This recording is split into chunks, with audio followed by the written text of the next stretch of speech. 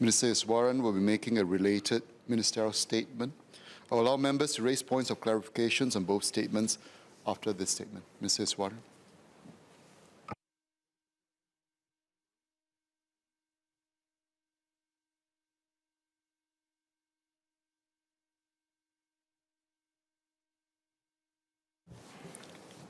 Thank you, Mr. Speaker.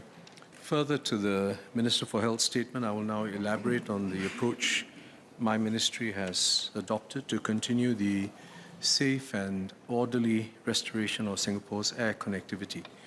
My statement will also address oral question number 4 by Mr. Melvin Yong in today's order paper.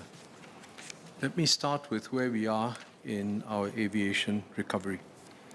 Over the past 1.5 years, the Ministry of Transport and the Civil Aviation Authority of Singapore have worked closely with the Ministry of Health on a cautious and calibrated approach to reopening our borders. We commenced and progressively launched, as members would recall, about 30 vaccinated travel lanes over a period of 6 months from September 2021. With a comprehensive set of safeguards, including vaccination and testing requirements. With the experience gained from these VTLs, we established the Vaccinated Travel Framework in April last year, which removed quarantine and testing requirements for all fully vaccinated travelers. And throughout this process, our top priority has been protecting the health of our aviation workers, travelers, and the broader community. We work closely with the Ministry of Health to monitor the evolving global COVID-19 situation and implement enhanced measures as necessary. For example, with the recent rise in cases globally, we have stepped up our personal protective equipment requirements for all airport workers performing passenger-facing and janitorial duties. The Changi aviation community stakeholders are also making a concerted effort to push and ensure that airport workers are well protected by keeping their vaccination up to date. Apart from vaccination centres island-wide, they can now also get their booster shots at the newly established facility at the Raffles Medical Group Clinic at Terminal 3. As of now, almost 100% of the workers have attained minimum protection as defined by the Ministry of Health, and about half have up-to-date protection.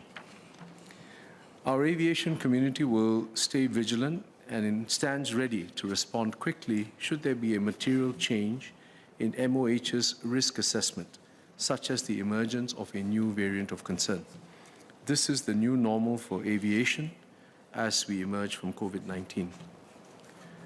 Mr. Speaker, from the outset, we have also paced the resumption of flights to ensure that Changi Airport has the physical and operational capacity to support the anticipated flight and passenger flows.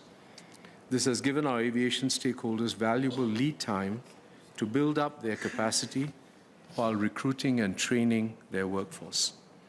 As China reopens its borders, we will continue with this cautious approach to ensure that Changi Airport has the capacity to manage the ramp-up in flights, provide clarity and certainty to airlines, and ensure that passengers have a safe and smooth experience. To date, average weekly passenger traffic at Changi Airport has recovered to about 80% of pre-COVID-19 levels. The number of weekly flights at Changi Airport has also recovered to nearly 80% of pre-COVID-19 levels. As at the end of October 2022, we had 25 weekly flights between China and Singapore. As both sides gradually increased flight connectivity, this rose to 36 weekly flights around mid-December 2022. At present, there are 38 weekly flights between China and Singapore, which includes 2 recently approved flights to Beijing. This works out to an average of 5 to 6 flights per day at Changi. To put this in context, it is less than 10% of the number of flights pre-COVID between China and Singapore, which is about 400, and about 1.5% of the total flights handled by Changi today.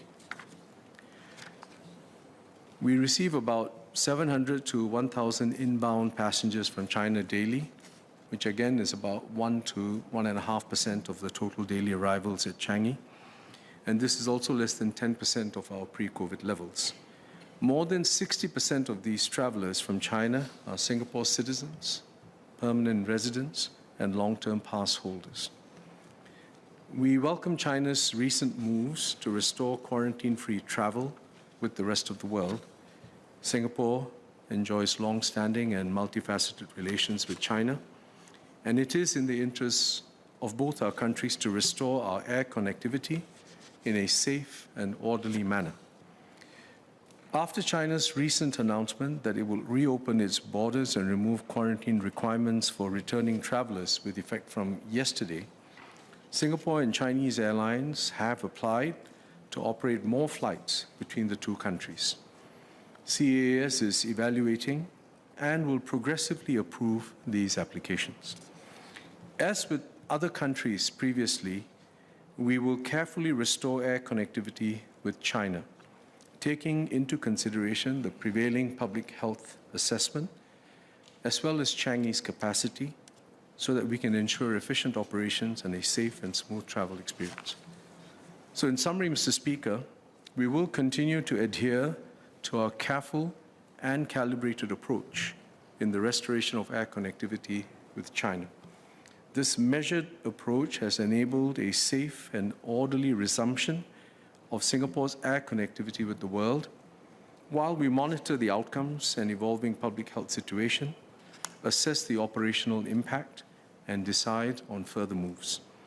It has allowed Changi to manage the recovery relatively well, while making it possible for Singaporeans and residents to travel again for work, leisure, and to see loved ones. It has also spurred the economic recovery of our tourism-related sectors, as well as consumer-facing industries and the professional services.